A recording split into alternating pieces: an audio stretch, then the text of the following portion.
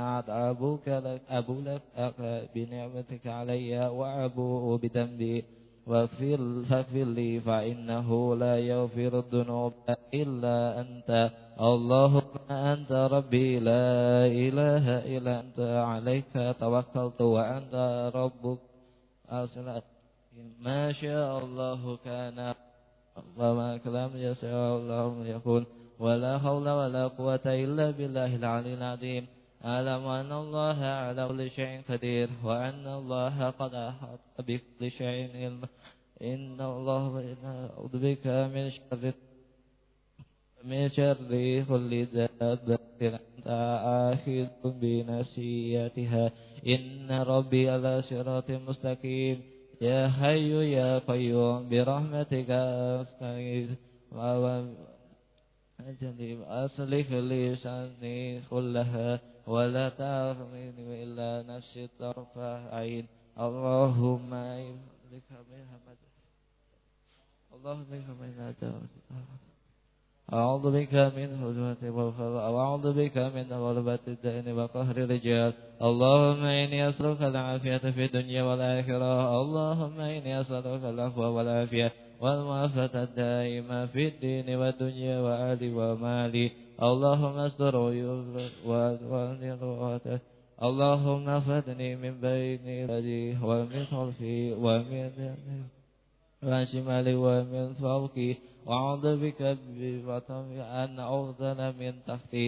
اللهم أنت خلقتني وأنت تهديني وأنت تجمعني وأنت تصيبني وأنت تهيني وأنت على كل شيء قدير. أصبحنا على فطرة الإسلام وعلى كلمة الإخلاص وعلى دين النبي محمد صلى الله عليه وسلم وعلى ملة أبي إبراهيم حبيب وكان من المشركين.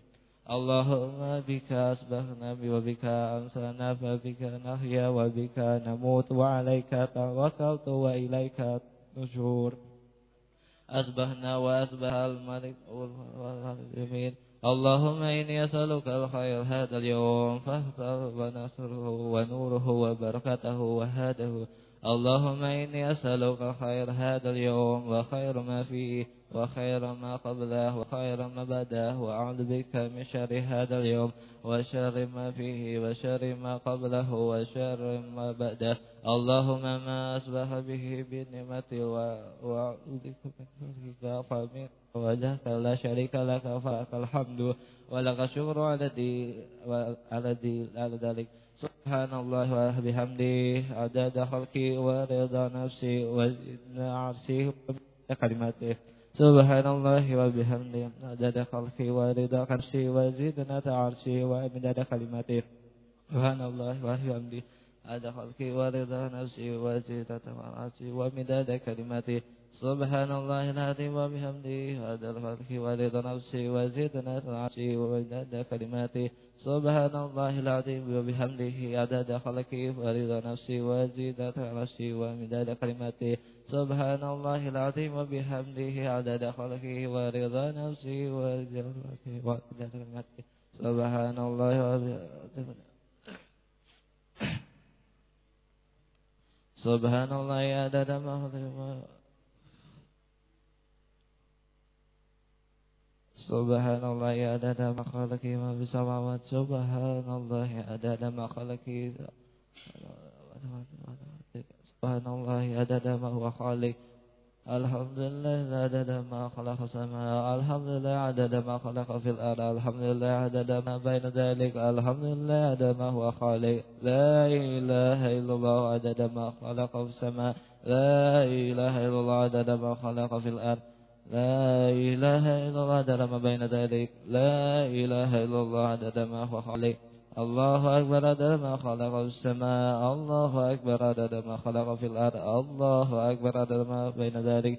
الله أكبر عدد ما هو خالق. لا حول ولا قوة إلا بالله العلي العظيم عدد ما خلق في السماء. لا حول ولا قوة بالله العلي العظيم عدد ما خلق في الأرض. لا حول ولا قوة إلا بالله العلي العظيم عدد ما بين ذلك. لا حول ولا قوة إلا بالله العلي العظيم عدد ما هو خالق.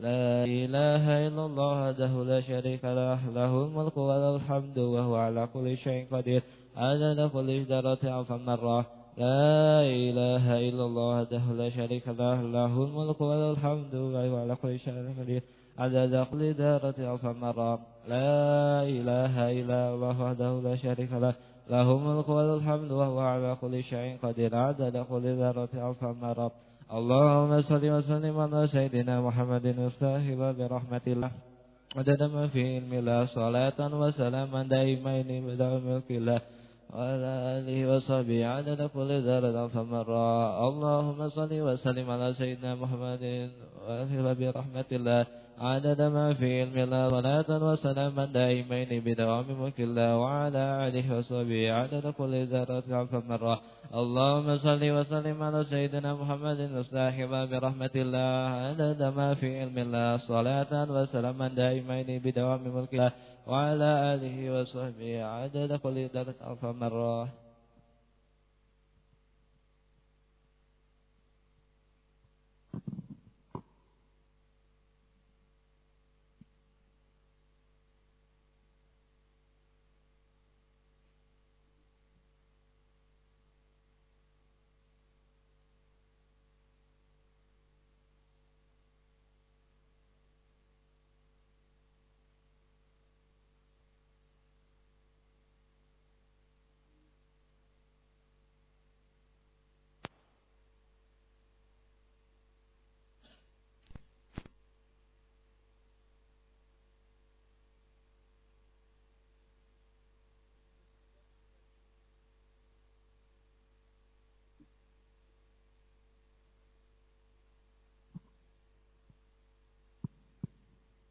Bismillahirrahmanirrahim.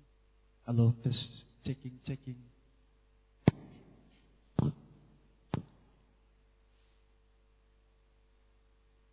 Assalamualaikum warahmatullahi wabarakatuh.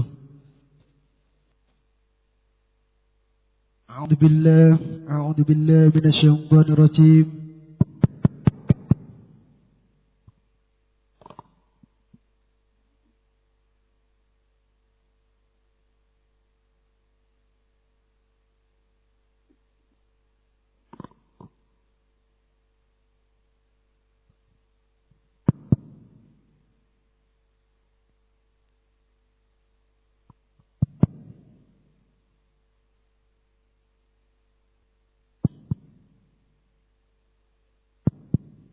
Gelem.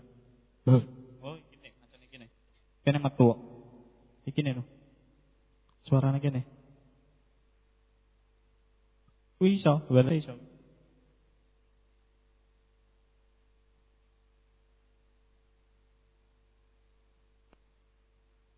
Wes. Sik.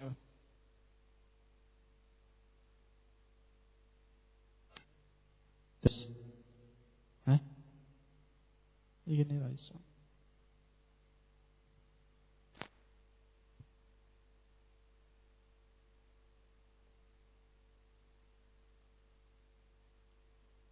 Tes 1. Bismillah.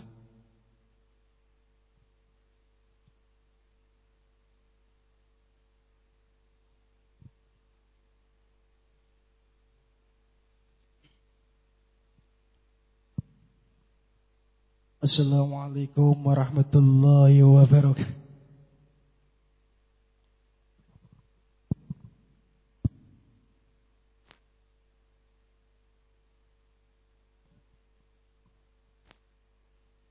Ini Kim.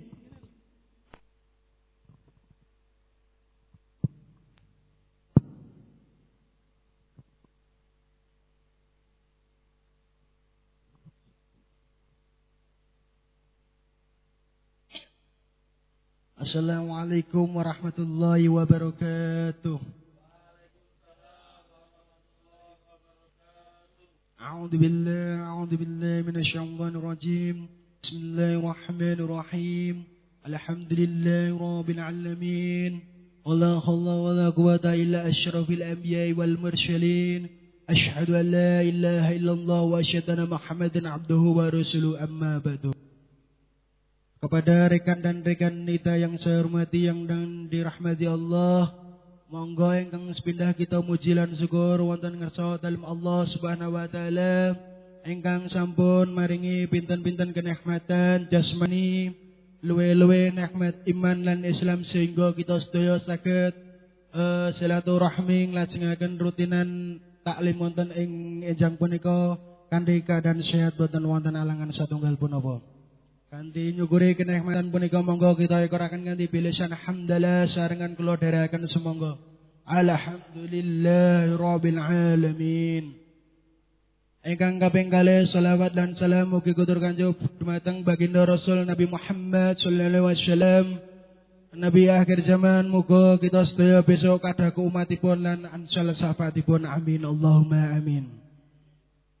Kula ing mriki kadawan saking beliau guru kita Al Habib Novel untuk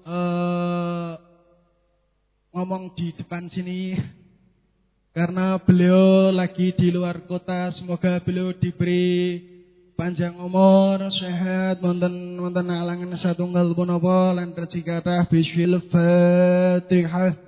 A'udzu billahi minasyaitonir rajim. Bismillahirrahmanirrahim. Alhamdulillahi rabbil alamin arrahmanir rahim maliki yaumiddin iyyaka na'budu wa iyyaka nasta'in ihdinas siratal mustaqim siratal ladzina an'amta 'alaihim ghairil maghdubi 'alaihim waladdallin amin.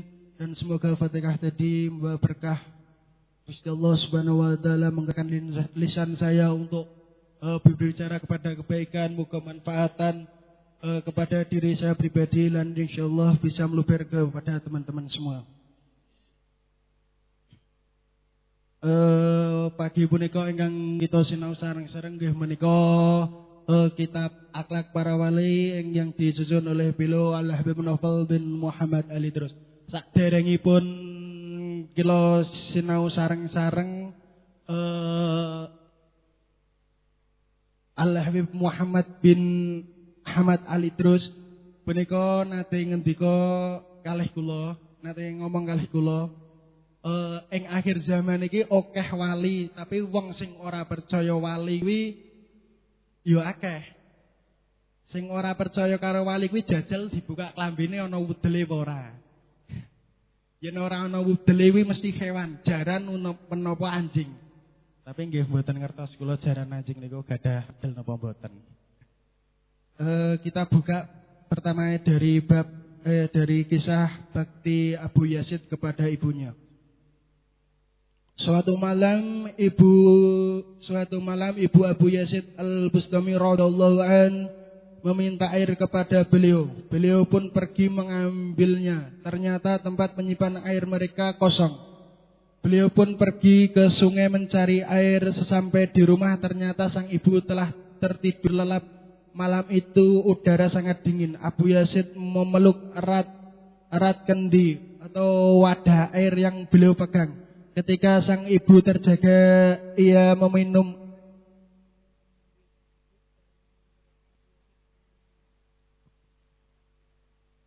dengan keberkatan. Kendi itu telah membuat tangan beliau kaku. Pada saat itulah sang ibu bertanya, mengapa engkau tetap memegang kendi itu? Abu Yazid pun menjawab, aku khawatir tertidur saat ibu terjaga.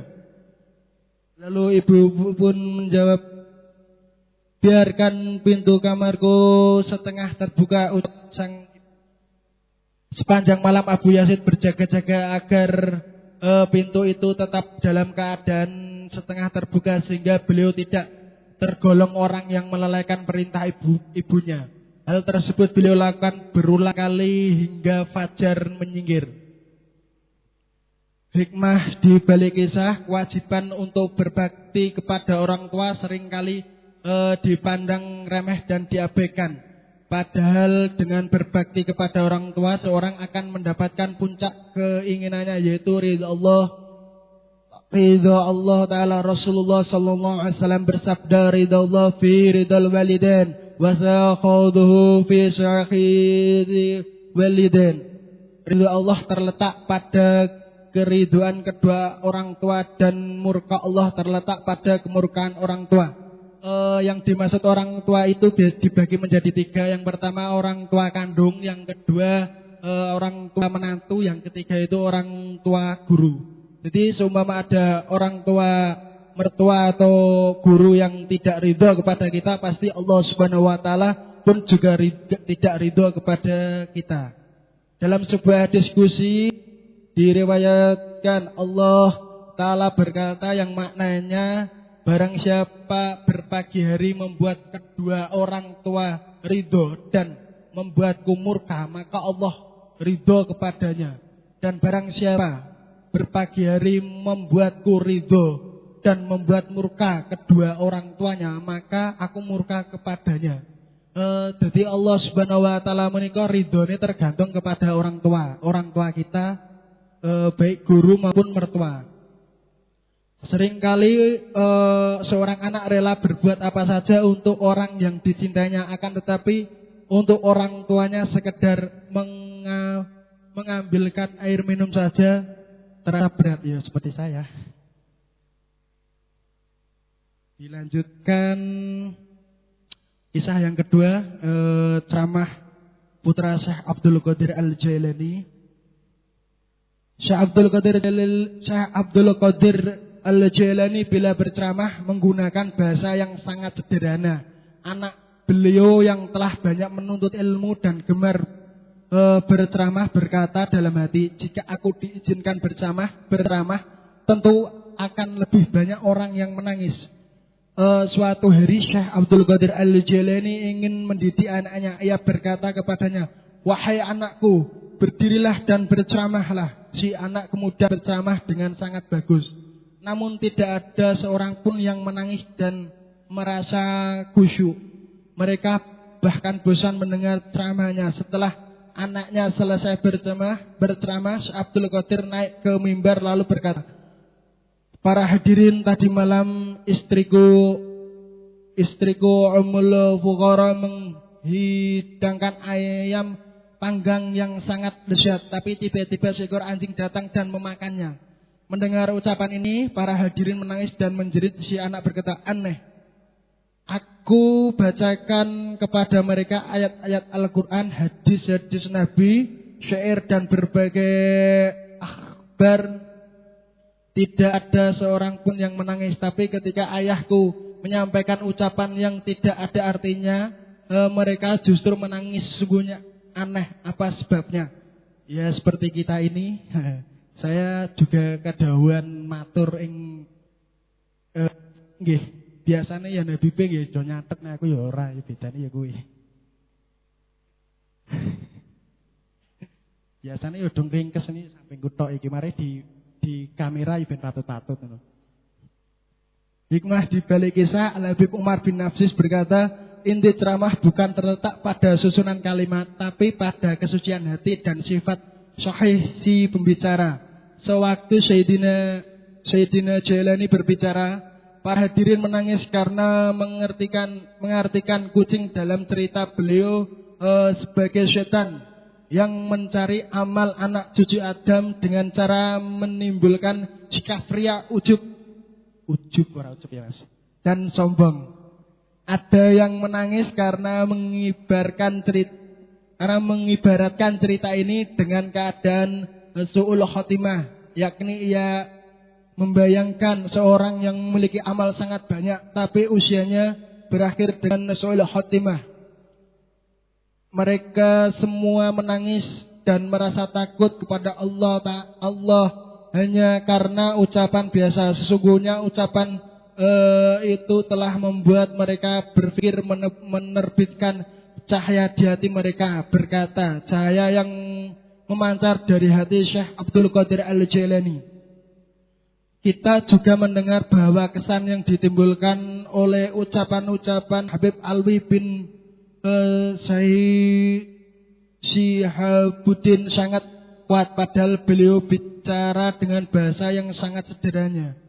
Walau beliau hanya berbicara, lihatlah keadaan kita ini, bagaimana amal kita, namun ucapan beliau ini mengunjam ke dalam hati mendengarnya dan meninggalkan kesan sangat dalam, sehingga mereka menangis menjadi khusyuk dan bertobat kepada Allah. Semua ini karena sifat sahih dan keikhlasan beliau. Jadi yang paling banyak memberikan manfaat adalah sikap sahih dan ikhlas. Semoga saya juga ikhlas ini. Kita boleh saja membiasakan diri untuk berceramah, memilih ucapan yang dapat dipahami, yang baik dan bagus. Ya, seperti saya. Mempelajari berbagai buku dan menyimak ceramah para khotib dan ucapan kalam kaum arifin. Namun kita harus bersandar kepada Allah Ta'ala, mohon kepadanya agar dapat bersikap sahih dan ikhlas.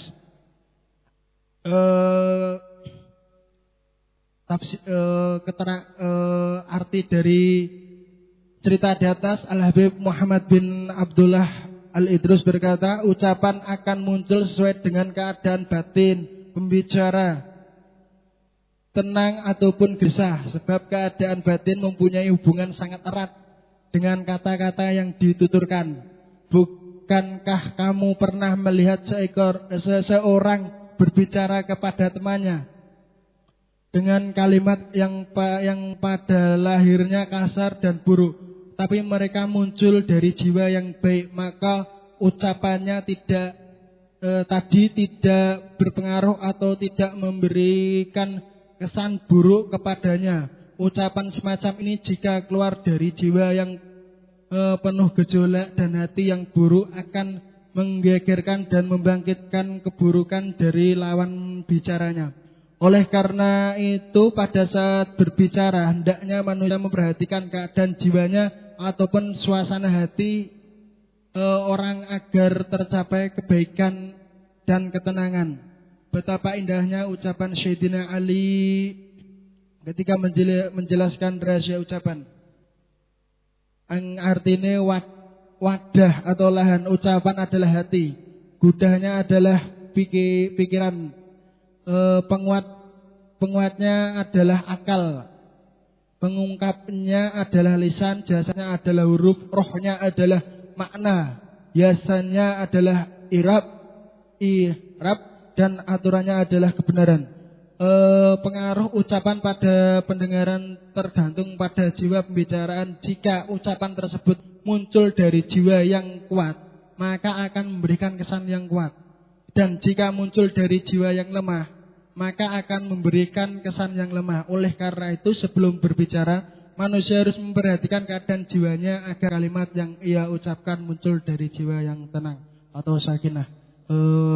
Cerita-cerita tadi hanya cuma saya baca saja, tidak saya tambah-tambahi, karena kalau takut nanti juga mesti kalau saya tambahin mesti ya keliru. Cuma aku baca saja. Kalau aku tambah-tambahi tafsirnya atau arti ini, mesti ya malah tambah keliru. Akhlak para wali, salah satu cerita karomah wali di mana? Di Bangkalan dulu. Ini tambahan saja. Simbah Hasyim Asy'ari itu Nyai Simbah Khalil Bangkalan itu pernah ke kamar mandi. Suatu saat cincin beliau jatuh di sapi tengi. Di situlah pokoknya zaman biyen yang ngono kae. Pada saat itu santri-santri ini nggih padha ngerti tapi cuma diam saja. Hanya satu, Simbah Hasyim Asy'ari punika berusaha untuk mengambil cincin beliau yang terjatuh pada sapi teng. Setelah diambil dan dapat, Simbah Khalil Bangkalan menika ngerti yen sing jipo kuwi Simbah Hasyim Asy'ari. Sakwis ngerti Simbah Hasyim Asy'ari malah diusir dikon mulih. Apa sebabnya? Karena beliau sudah tak demi kalih guru nika pun kathah dados ilmu laduni mboten ilmu laduni pun sampun cekapi sampun saged dakwah wonten ing masyarakat. Lan salah satu karomah Mbah Khalil Bangkalan, suatu saat Simbah Wahab Asbullah mereka salah satu pendiri Nahdlatul Ulama, beliau mau ngaji ke pesantren Simbah Khalil. jauh hari-hari sebelumnya Simbah Khalil Bangkalan punika sampun ngomong kalih santrinipun, santri-santriku kabeh ing dina cedhak maneh arep ana singa alas utawi binatang buas sing arep mlebu ning pesantren. Tapi sing santri-santrine nggih pemikirane mboten kados Simbah Khalil, punika danten sedaya dompeta tombak menapa senjata-senjata untuk melindungi pesantren. Tapi pada suatu hari Simbah Wasah Abdullah punika saged mlebet wonten ing pondok. Tapi mlebete dalu-dalu lan sing jagi punika mboten ngerti mlebete. Pagi harinya Simbah Khalil Bangkalan ngomong dateng santrinipun, singa utawa binatang buas sing arep mlebu ning pesantren dina iki wis mlebu wonten ing pesantren. Dados sing dimaksud binatang buas punika Simbah Wasah Abdullah. Sing dimaksud binatang buas punika beliau sangat bijak, sangat tegas, tapi bukan keras, tapi tegas dalam menegakkan agama Islam dan menyebarkannya. Itulah salah satu karomah akhlak para wali. Cerita lagi dari Simbah Khalil Bangkalan. Dulu di Surabaya ada orang yang meninggal, tapi di situ yang meninggal itu kaya. Sebelum meninggal, beliau itu berpesan kepada anak cucunya, aku mengko yen mati, aku njaluk tulung di talkine Simbah Khalil Bangkalan. Talkine mboten bid'ah ya. Dari zaman dulu pun enten. Setelah beliau mati utawi meninggal, anak cucune pun sowan teng pondok Simbah Khalil Bangkalan. Simbah Khalil Bangkalan ngomong karo tamune, aku gelem nalkinken, tapi syaratnya santriku tak ajak kabeh lan santriku iki disangoni duit 1000 kabeh. Zaman rumiyin 1000 pun saged haji. Setelah nyabrang nyampe di Surabaya, pas nalkinke si mayit itu maesan utawi batu nisane namung dipun idak kali Mbah Khalil Bangkalan ngomong karo si mayit, ya fulan, wengko yen ning kono ditekoi malaikat, ya mung ngomong siji, kowe ngaku yen santrine Mbah Khalil. Bayangke wae. Namung ucapan begitu Simbah Khalil Bangkalan karomai, namung ngomong ngoten dibayar satu wong bayar 1000, santrine diajak kabeh berapa ribu wae nek zaman dulu. Berapa ribu santri lan santri niku saged haji yen saiki yo 40 juta nek kali 1000 ya sepiro wae enteke. Itu salah satu karomah Simbah Khalil Bangkalan. Banyak lagi cerita-cerita para wali. Salah satunipun Simbah Abdullah Hamid Kendal. Simbah Abdullah Hamid Kendal nek mboten ngerti Simbah Abdullah Hamid. Punika wonten kiai wonten ing Pasuruan. Kiai menika ngutus muridipun, bocahku kowe engko sampene salam aku karo Simbah Abdul Hamid Pasuruan. Alamate diterangke iki. Setelah sampai di situ ternyata di tempat itu pasar. Santri pun tanya kepada semua pedagang dan pembeli, Simbah Abdul Hamid kuwi sing pundi? Simbah Abdul Hamid kuwi sing pundi? Mboten wonten ingkang asma Simbah Abdul Hamid kecuali ada satu orang tua yang mengais makanan di tempat sampah. Ketika sang santri itu melihat Simbah itu, dalam hatinya apa kuwi sing jenenge Simbah Abdul Hamid. Lan beliau dalam hati mengucapkan Assalamualaikum. Tiba-tiba Simbah Abdul Hamid memalingkan wajahnya dan mengatakan Waalaikumsalam warahmatullahi wabarakatuh. Dan sang santri pun kaget, loh kok ya ngerti ya, apa iki ya sing di Simbah Abdul Hamid. Dan sang santri pun mengatakan, ya Simbah Yai, panjenengan ancal salam saking Simbah Yai saking Pasuruan, asmanipun kesupen kula. Lalu sang Simbah Abdul Hamid punika ngomong kepada sang santri, loh kok sapa wong sing wani membongkar rahasiaku? Berarti rahasiaku terbongkar. Dan beliau Mbah Abdul Hamid langsung berdoa, ya Allah, penyamaranku telah terbongkar. maka ya Allah ini tugasku sudah selesai. Detik ini juga ya Allah wafatkan saya dalam keadaan husnul khotimah. Subhanallah, doanya kabul dan beliau meninggal dunia. Itulah salah satu cerita wali. Terus di antara kita itu banyak wali tapi menyembunyikan diri. Zaman dahulu saja